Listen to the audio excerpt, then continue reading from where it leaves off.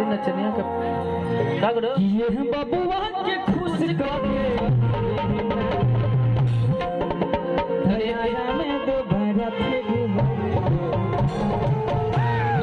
एगो नचनिया हमनियो दन देख के ना चलो। अच्छा अच्छा होई सब होई ये माई बहन लोग बैठल बाड़ी जाए निमन निमन गीत भी होई एकर बात तो होई का भैया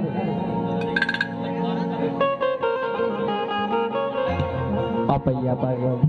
हां जी बहुत सुंदर कलाकार लगा है। हां जी का के साथ कितने स्टेज हुआ है बहुत अच्छे वाह बड़ा खूबसूरत ही है।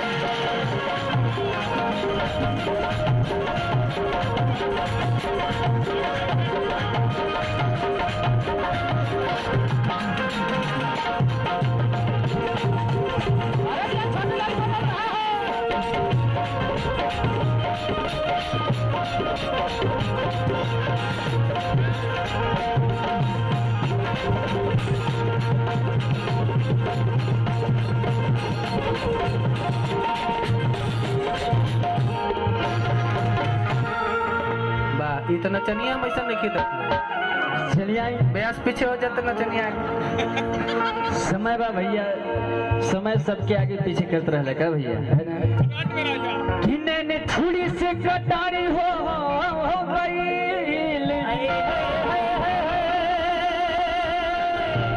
और रूप के दुनिया पुजारी हो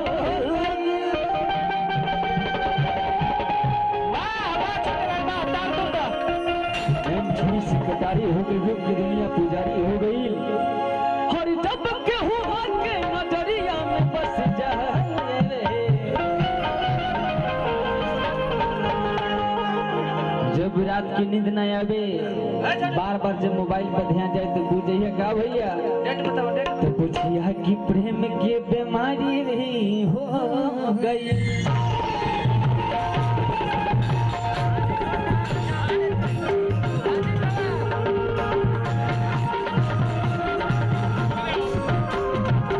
नचनिया तो बड़ी उड़ जाती है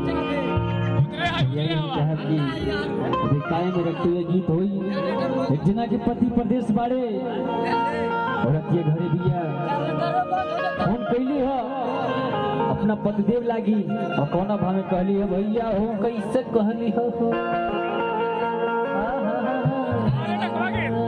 अरे अब बता दे कोई के नौकरिया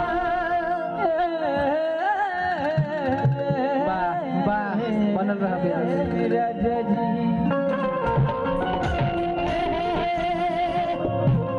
भैया बता दे कोई के नौकरिया अरे बता दे कोई के नौकरिया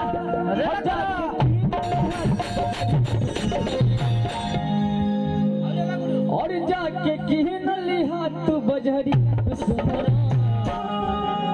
रंग में ये भैया रंग में वाह नचनिया रंग में रहता कि बता दे कोई के नौकरिया अब बता दे कोई के नौकरिया जाके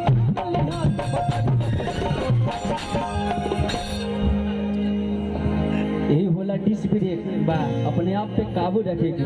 हाँ चलिए अरे जाके कीन लिहा तू बजरी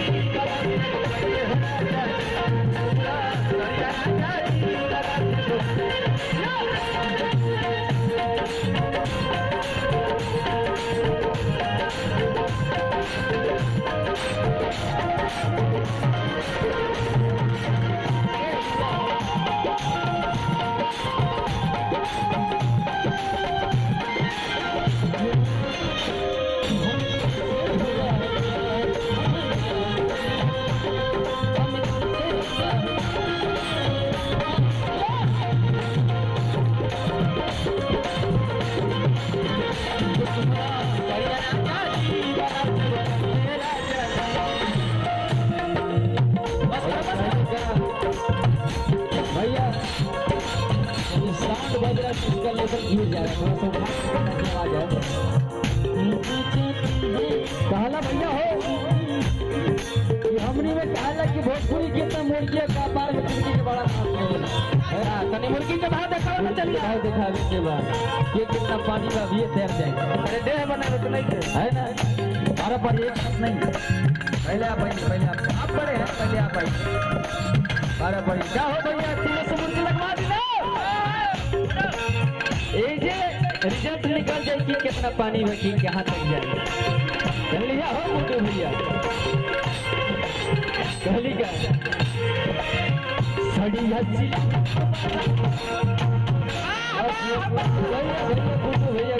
रुका चौताल काटी कलाकार। चलिए आप साइड हुई, अब आप आइए तो। तो चरकोल काट देखा तही जाए। आप लोग रिजल्ट आप लोग के हाथ में है, परीक्षा यहाँ हो रही है, इज्जत बचाई है ना। आइए आइए आइए, ले आओ गुड भैया। आओ गुड। कहली कैसे बाबू, अरे कैसे बबुआ सड़ी हसी। बस वाह तो पूरियो पाप रहुआ जाइए, आ जाइए।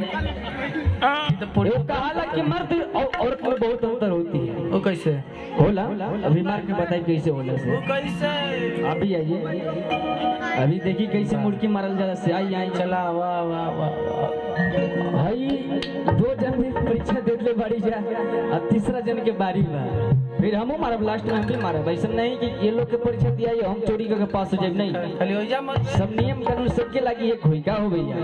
अभी आइए, आगे आइए। औरतिया कहली कैसे औरत के भाव में गुड्डू भैया कैसे सड़ी हसी। ना ना ना जय दी भैया जी भोररिया समझ गए ना, जय दी भोररिया। अब आप ही लोग बताइए कि आगे जा सकता हो भैया, हो जाइए ना। और हम मुर्गी मार दे तो लोग तीनों फेल हो जाएंगे। चलिए आई भाई भैया कि सड़ी हसी।